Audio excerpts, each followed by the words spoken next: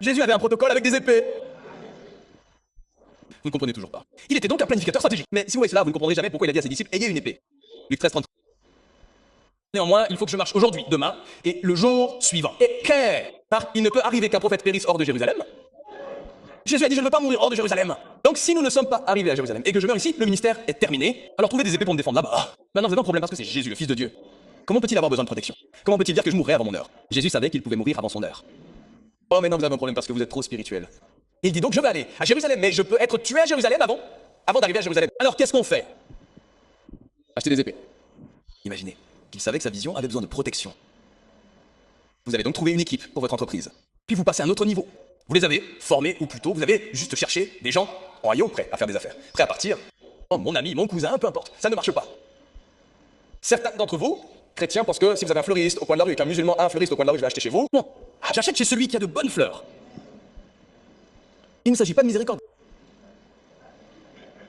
Il s'agit de commerce. Matthieu 21, verset 8. Et une très grande foule, dites grande foule, étalez leurs vêtements sur le chemin. D'autres coupent des branches, monsieur, et les étendent sur le chemin. Ils étaient si heureux qu'ils ont dit, marchez sur celle-ci. Vous voyez ce que nous disons ici? Nous disons que ceux qui lui ont dit Alléluia sont ceux qui ont dit de le crucifier plus tard. C'est un mensonge. Je vais vous le prouver dans quelques minutes. Regardez ce qui se passe là. Vous pensez que c'est tout seul, n'est-ce pas? Vous comprenez? Qu'ont-ils fait? Ils ont ouvert la bouche quand ils ont vu Jésus arriver sur un âne. Qu'ont-ils fait? Ils ont jeté leurs propres vêtements. Ils ont coupé des branches d'arbres et les ont mises là-dedans. Jésus pouvait donc monter dessus. Nous pensons que c'est la voie à suivre. Le livre de Luc, chapitre numéro 19, verset numéro 37, je dois vous choquer si vous pouvez l'être. Nous pensons que c'est la foule de Jérusalem si excitée de le voir. Non, ce n'était pas le cas. C'était les membres de son église. C'est écrit ici. Lorsqu'il s'approchait déjà de la descente du mont des Oliviers, toute la multitude des disciples, et propres disciples, il dit, allez-y, quand j'entrerai, coupez des branches. Laissez-moi entrer. Jésus était dangereux.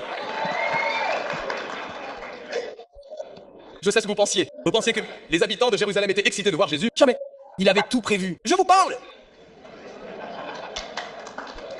Je n'essaie pas de vous faire croire que Jésus était trop naturel. J'essaie juste de vous montrer qu'il était stratégique. Il savait exactement quoi faire. Nous entrons dans la ville ici. Et j'ai déjà envoyé 50 personnes avant d'entrer dans la ville. Au moment où je suis entré, les journaux ont dit qu'un grand nombre de personnes avaient été célébrées après avoir tourné le coin. J'ai appelé et j'ai dit, les gars, merci beaucoup. Merci. Pensez-vous que c'est Jésus qui fait cela? Vous ne le penseriez pas, n'est-ce pas? On dirait que Jésus veut aller à Jérusalem. Il dit, protégez-moi par des paroles d'épée. Car selon les Écritures, il n'est pas bon que Jésus meure, car un prophète doit mourir en dehors de Jérusalem. Donc par des épées, c'est pourquoi il pouvait couper l'oreille de quelqu'un. Ils avaient la permission. Vous me protégez. Comment pouvons-nous protéger Dieu lui-même? Dieu ne peut pas être tué, vous ressuscitez. Non, il savait que si vous avez un mandat, protégez-le. Donc si je vous donne une parole prophétique, protégez cette parole prophétique. Protégez-la. Ne la protégez pas contre les gens qui disent non, ce n'est pas vrai. Ce n'est pas réel. Je ne crois pas au prophétique.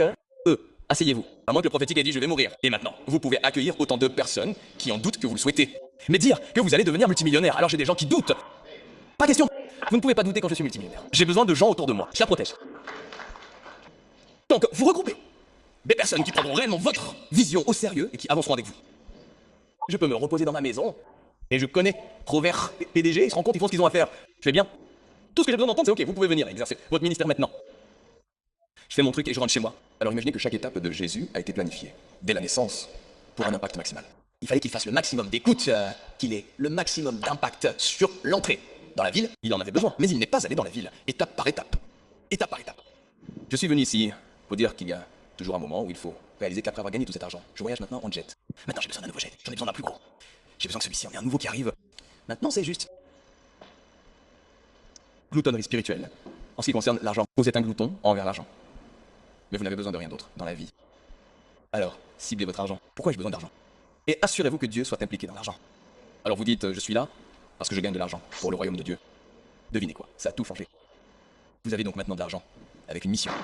Un monde de bonnes nouvelles avec Uber Angel qui provoque une réaction et qui vaut toujours la peine d'être entendu.